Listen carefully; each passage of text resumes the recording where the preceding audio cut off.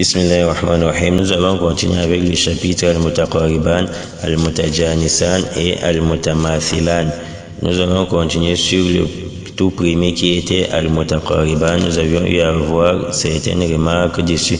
Nous allons maintenant passer à la lecture des versets coraniques. On dit Iqra'il ayatil atiya, lis les versets suivants.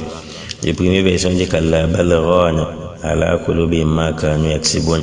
Ici, on va appliquer le idgham entre lamun et raoun. Pourquoi? Parce que bal se termine par lamun et lamun porte le soukoun. Si ça porte le soukoun, la condition est remplie. Pourquoi on applique le idgham? Si dans le cas contraire, ce n'était pas le soukoun, on devrait prononcer lamun avec sa voyelle sans faire le idgham, mais faire plutôt le idhar. Et une autre remarque, il faut savoir que dans le Coran, on va dire qu'Allah bal rana. Vous n'allez pas entendre dans la plupart des cas où on va dire barwana. Pourquoi?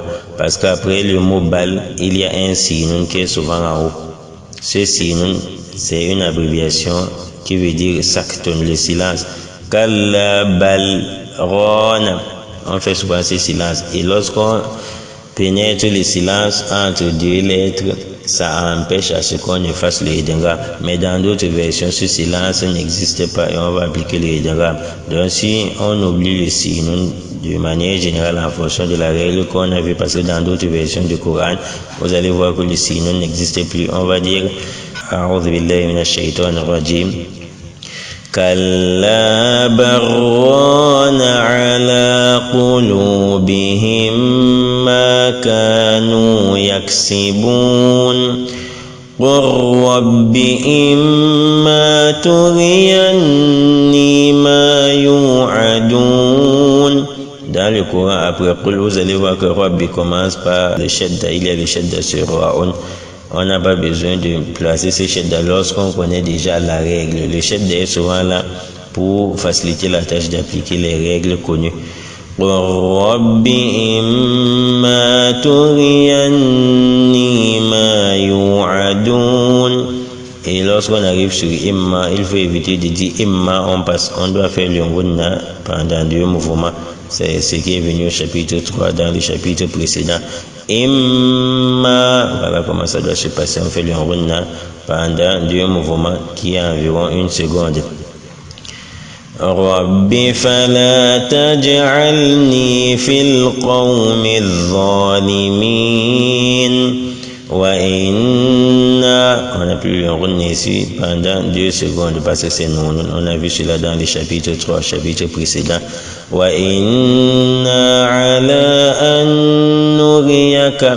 An nuriyaka, c'est le idgham. Le idgham, on va pénétrer la première lettre, c'est-à-dire le premier noun qui porte le soukoun dans le deuxième noun. Ici, on n'a plus le idgham, mais le ghunna, c'est toujours 2 mouvements. On ne va pas dire an, on s'arrête et on dit nuriyaka. C'est qu'on a pu appliquer le idgham.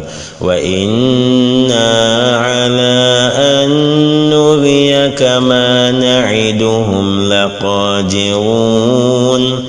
ادفع بالتي هي أحسن السيئة نحن أعلم بما يصفون وقل رب أعوذ بك من همزات الشياطين وأعوذ بك رب أن يحضرون حتى إذا جاء أحدهم الموت قال رب ارجعون.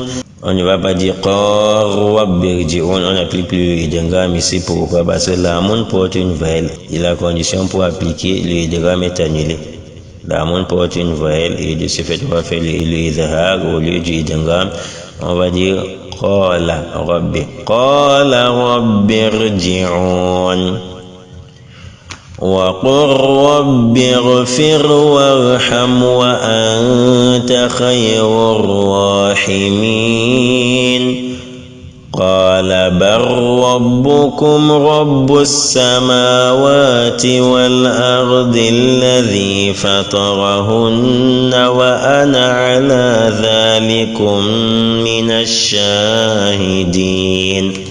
Dans le Coran, ala dhalikum, le mimoun ici ne porte pas le soukoun. On a annulé le soukoun, mais en réalité c'est souvent le soukoun. Pourquoi? on ne met souvent pas le soukoun pour faciliter la tâche aux gens de savoir qu'on va appliquer le idgham, quel genre de idgham, idgham al-shafawi, c'est-à-dire le idgham du mim sakina en disant wa ana ala dhalikum min ash-shahidin. Le run ici c'est toujours deux mouvements, environ une seconde.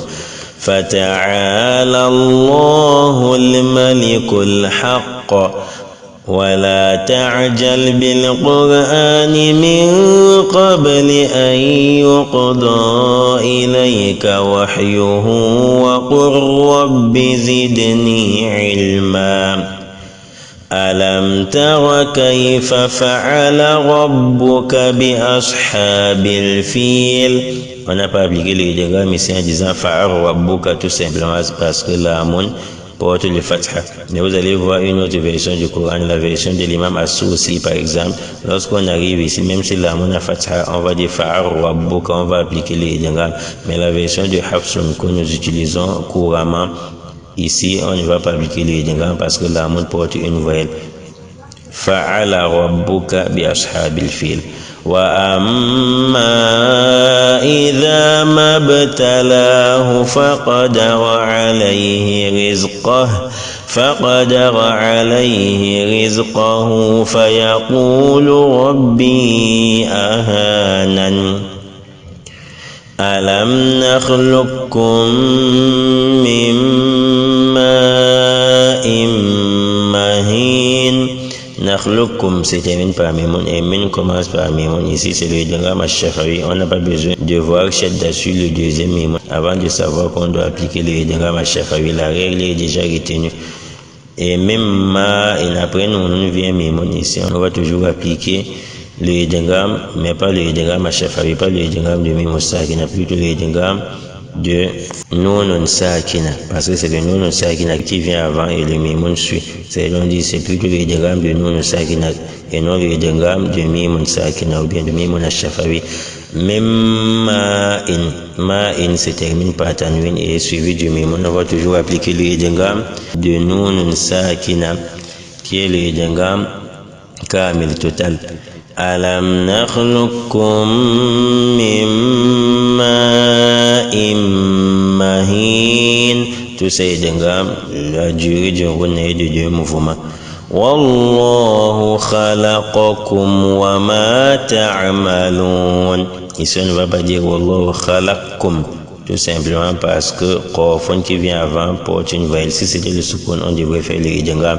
Mais dans la version de l'imam As-Susi, une autre version coranique, vous allez voir qu'arriver ici, même si Qafun a fatha, on va appliquer le grand idgham en disant khalaqkum. Mais dans la version de Hafsun, pour faire ce idgham en disant khalaqkum, il faut que Qafun ait le soukoun.